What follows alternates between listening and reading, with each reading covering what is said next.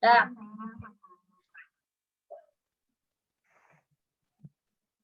Assalamualaikum warahmatullahi wabarakatuh. Waalaikumsalam warahmatullahi.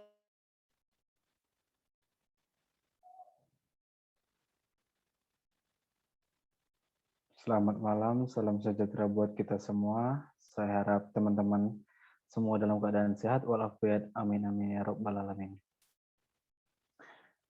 Baiklah, pada pertemuan kali ini kami akan mempresentasikan hasil tugas kami.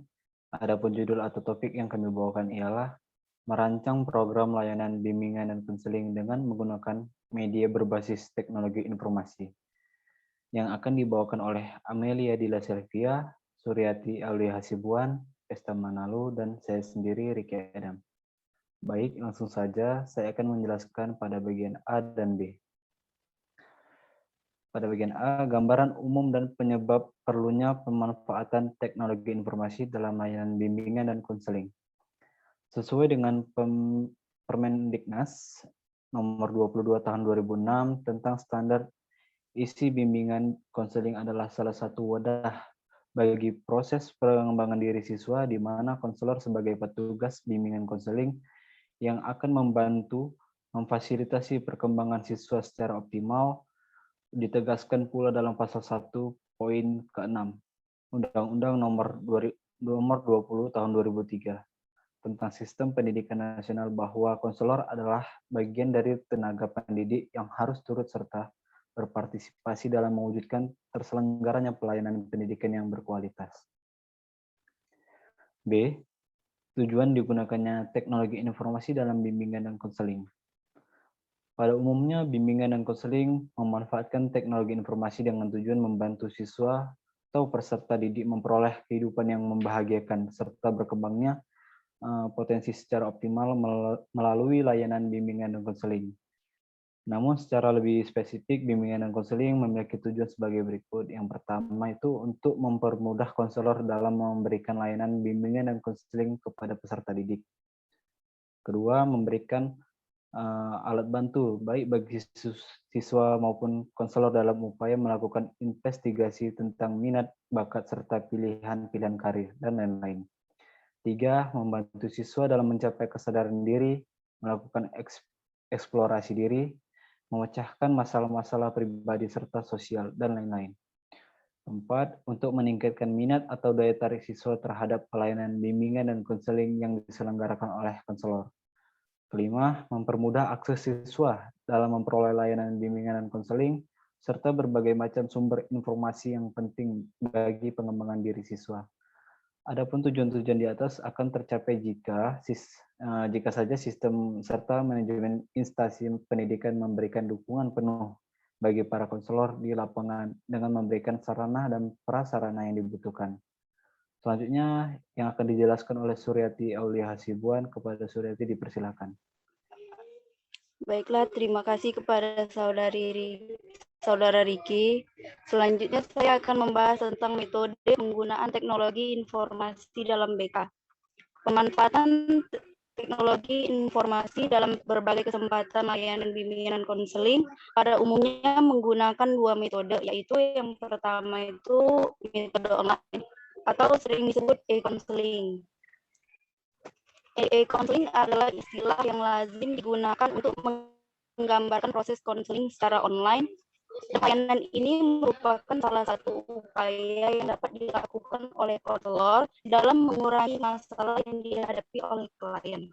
Seiring dengan berkembangnya teknologi informasi, hal ini bukan tantangan bagi konselor, sehingga konselor secara otomatis dituntut untuk berpartisipasi dan menguasainya. Kondisi ini memungkinkan pelaksanaan konseling tidak hanya dilakukan tatap muka di ruang tertutup, tetapi dapat dilakukan melalui format jarak jauh.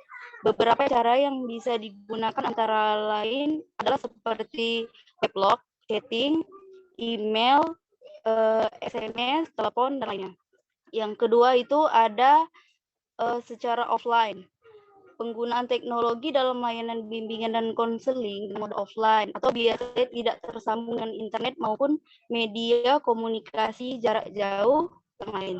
lebih pada pemanfaatan komputer sebagai media pengolah data secara alat bantu dalam layanan bimbingan konseling. Misalnya dengan beberapa program konseling kayak Word atau PowerPoint yang seperti kita gunakan dan yang lainnya. Baiklah, selanjutnya akan dijelaskan oleh Saudari Pesta Manalo. Baik, terima kasih kepada Saudari Aulia.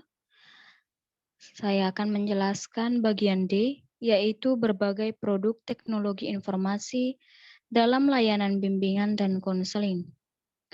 Produk teknologi informasi yang umumnya dipakai dalam bimbingan dan konseling adalah berbagai program komputer yang dapat dijadikan sebagai alat bantu pelayanan, baik yang sifatnya sebagai pengolah data maupun sebagai media pelayanan langsung untuk peserta didik.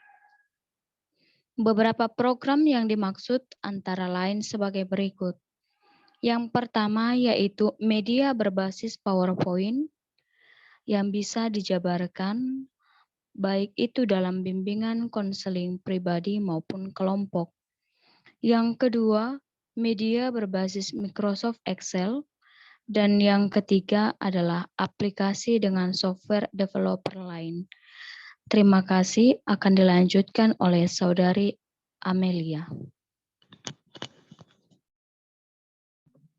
Oke, baik. Terima kasih kepada Saudari Pesta. Selanjutnya saya akan membahas manfaat teknologi informasi dalam layanan bimbingan dan konseling. Ada beberapa manfaat yang bisa didapat dalam melakukan bimbingan dan konseling dengan menggunakan teknologi informasi. Manfaat yang dimaksud dapat dijelaskan sebagai berikut. 1. Memicu ketertarikan minat siswa untuk memanfaatkan bimbingan dan konseling dengan penuh dukungan. Minat, sikap, atau attitude, perhatian, motivasi, sehingga merasa betah untuk melibatkan dirinya dalam kegiatan layanan bimbingan dan konseling yang akan dilaksanakan. Yang kedua, siswa memperoleh kemudahan proses, efisiensi, waktu, dan tenaga dalam kegiatan bimbingan dan konseling. Karena dengan menggunakan media berbasis teknologi informasi, dapat dihindarkan kebosanan akibat monotonitas penerapan model konsekuensional. Oke, dari pembahasan media dalam pelayanan BK diuraikan di atas, maka guru pembimbing dapat melaksanakan pelayanannya dengan menggunakan media pelayanan dalam melaksanakan kegiatan pelayanannya.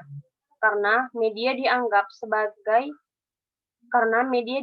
dapat membantu peserta didik dalam memahamkan suatu materi yang dapat dilakukan dalam layanan apapun yang bisa digunakan untuk mengoptimalkan potensi peserta didik, sehingga dapat berkembang sesuai dengan apa yang telah dimiliki peserta didik tersebut dalam bentuk format layanan pribadi, kelompok, maupun klasikal.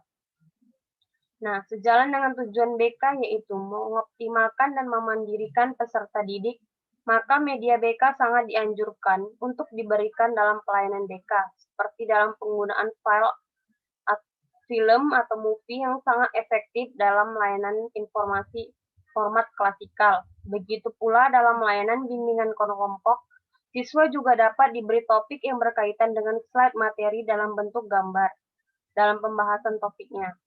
Sehingga dalam pengembangan bidangnya, baik dalam bidang pribadi, sosial, belajar, dan karir, dapat mantap dan menuju ke arah yang benar dengan sesuai norma dan tatanan yang berlaku di dalam masyarakat. Oke, baik. Itu saja yang dapat kelompok kami sampaikan. Lebih dan kurangnya kami mohon maaf. Dan jika ada teman-teman yang ingin bertanya, maka bisa bertanya di e-learning. Oke, sekian dan terima kasih. Assalamualaikum warahmatullahi wabarakatuh. Waalaikumsalam warahmatullahi wabarakatuh.